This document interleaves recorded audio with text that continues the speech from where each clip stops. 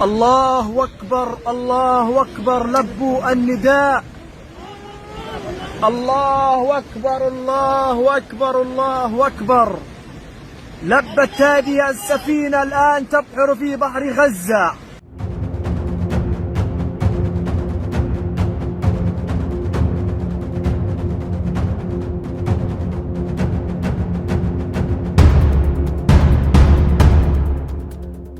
Sebuah kapal bantuan kemanusiaan bernama Mykonos berhasil menjadi kapal yang paling dekat dengan Gaza.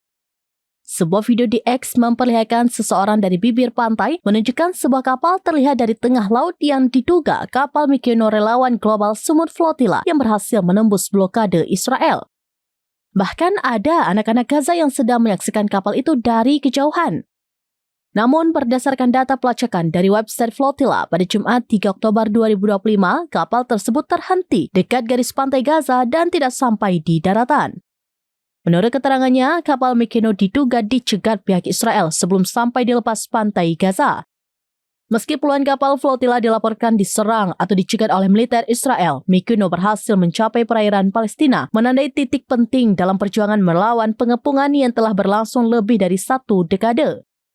Global Sumut Flotilla menyampaikan pada hari Kamis kemarin melalui X bahwa 15 kapal telah dipastikan diserang oleh pasukan Israel sejak Rabu malam, sementara 8 kapal lainnya kemungkinan juga diserang atau sedang dalam serangan.